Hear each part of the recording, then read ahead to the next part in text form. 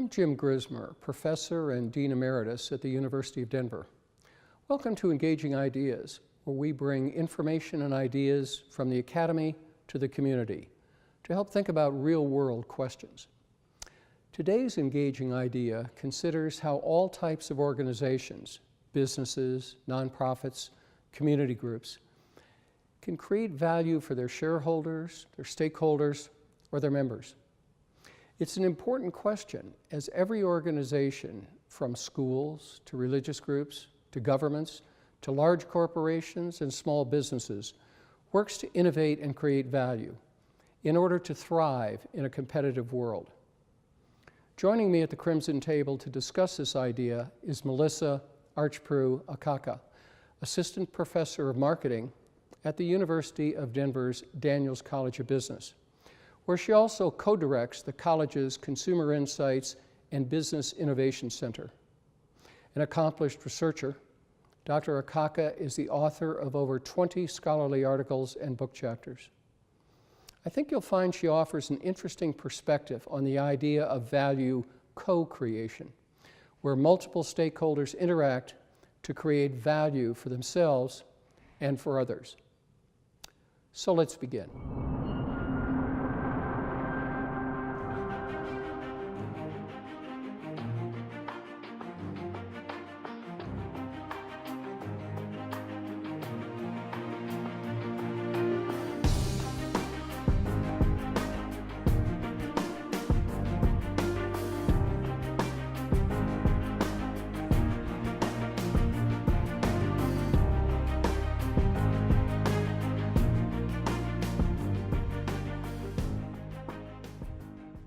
Melissa Archprew-Akaka, welcome to Engaging Ideas. Thank you. Thanks for having me. Let's begin with a kind of an overview. What's the basic concept behind the term that you've coined, collaborative innovation? Well, collaborative innovation is really the process by which different stakeholders, like you said, customers, firms, nonprofit organizations, work together to solve problems and create new forms of value through things like producing products or creating new services, designing new experiences. Okay, so you use the term collaborative innovation. Innovation and value aren't the same thing. Sure. Does collaborative innovation relate to both innovation and value, and how so?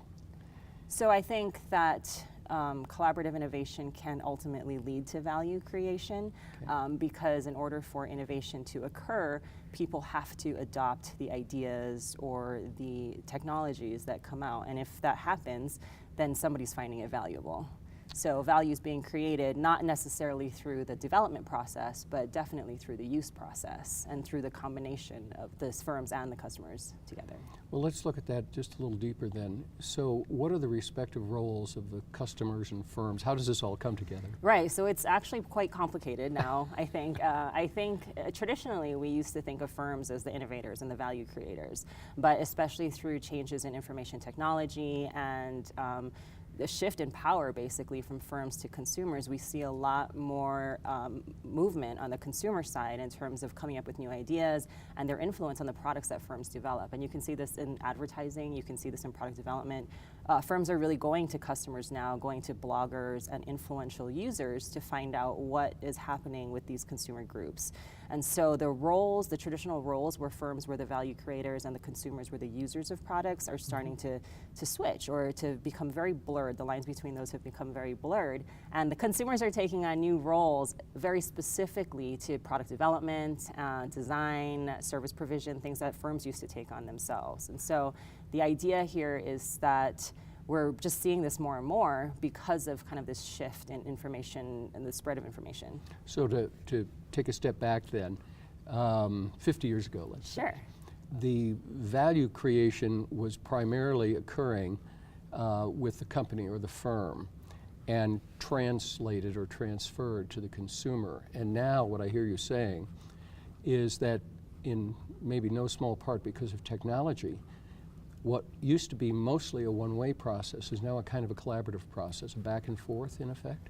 I think we used to think that it was a one-way process. I think the way that firms were established and consumers' lack of transparency into what the production processes were made it difficult for customers to participate in those processes. I don't actually think that value was only being created by firms. Customers still had to use their products and determine whether or not they were valuable at all in the context of their own lives.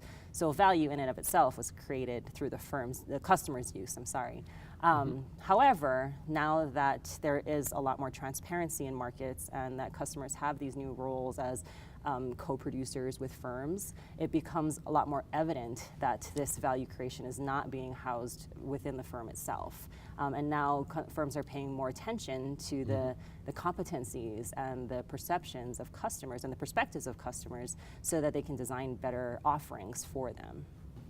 How does an organization go about positioning itself, if you will, for collaborative innovation, for kind of co-creation of value, if I'm understanding this right? Not just a business, but certainly that. But let's say a nonprofit group or a church or a community group, whatever. I think organizations need to be open to opinions of others outside of their organization and be transparent with what they're doing within it. A lot of times we have a tendency as organizations to try to create products for our customers without looking internally to what our core competencies are. And that is a huge part of the co-creation process. So understanding what we do best and knowing that maybe we can find someone to help us do some other aspect of the value creation process that might lead to enhanced value creation because somebody else does it better. So outsourcing is one way to do this. Again, engaging with customers, putting out opportunities for customers to engage with firms to provide ideas, to provide feedback, and then to actually listen. Because I think companies have this tendency to say, please tell me your feedback, tell me your opinions and your thoughts and your attitudes towards this, and then they don't do anything with that information. And I think that's a real challenge because then the customers don't feel like they're heard. So organizations really need to be willing and open to engage with others and then be willing to actually move forward working with them to solve whatever problems there are available or at hand. Well, let's explore that a little bit. What are the potential implications or potential benefits to the organization, but also to customers and shareholders, the various participants in this process? So when people collaborate, there are a lot of different perspectives that are brought into the table, and these perspectives can bring in different problems in designing one solution. So when we design value propositions or market offerings and things, if we can think through what are some other problems that this particular offering can solve, be it a product or a service, we can actually impact more lives that way. So if we're open to collaborating, we can actually work to solve more problems with a single solution. And it seems, in my experience, that managing organizations always involves taking some risks. What are the potential risks or downsides that organizations should be aware of if they think about undertaking this? Collaboration's hard. Working with people is not an easy undertaking by any means. And I think that the thing that companies and organizations need to be really aware of is the competencies of the people that they're working with to collaborate. So if we bring customers to the table and we ask them their opinions and their ideas, we need to make sure that they have the competencies to give us the right insights that we're looking for. If it's technical pieces of development, whether it's how they use things in a specific context, we need to make sure that they are the experts in that area in order to really rely on the information that they're giving us and their participation in the process. Otherwise, we could be designing for something completely wrong, right? Sure. And just working together obviously is not an easy thing to do. So people within these types of collaborative situations need to be willing to be wrong. They need to be willing to be open to more than one right answer. And they need to be able to see the bigger goal as opposed to solving their own personal problems. They need to see the bigger solution and how that can impact other people as well.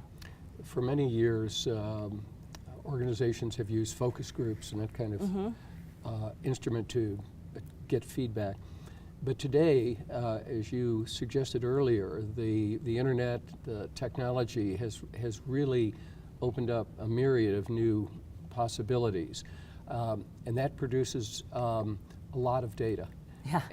So how does an organization, let's say not a Fortune 500 company, but a smaller organization with 50 employees, let's say. How do they manage this? I mean, it seems possible you become overwhelmed by the data. Absolutely. I mean, we are living in a world of ubiquitous data. It's everywhere, and it's difficult to know what's helpful and what's not. And I think the important thing for any organization, big or small, to come to the table with is to make sure that they are asking the right questions. So they need to identify the problem, and identifying the problem is not always easy. Sometimes we're stuck on the symptoms, and we don't really see the underlying and the underpinning issue at hand. And so if we learn how to ask the right questions, then we can identify the right data points that help us solve those problems. Otherwise, we're just swimming in a sea of data, and it's going to be really difficult to find those answers. The implications of this are pretty significant for all types of organizations, as you said. What kinds of key points, what are the key questions that you would suggest to our viewers they might want to think about within the context of this notion of collaborative innovation? Well, I would absolutely encourage them to think about a problem that they have, whether it's a big problem or a problem that they are trying to solve on their own and they can't seem to solve. And then think about who out there might be able to help them solve that problem, rather than just trying to figure out the solution on their own. And by identifying maybe who might be able to help them solve that problem and starting to think through, why haven't I talked to these people yet? What's holding me back from collaborating with them? They can start to think about collaboration more as a strategy for problem solving than something that you do just to make friends. It becomes a means for getting to the end, really. And then think through, what can I do to start engaging with them? How can I start developing these relationships or understanding more what really value they can bring to the table?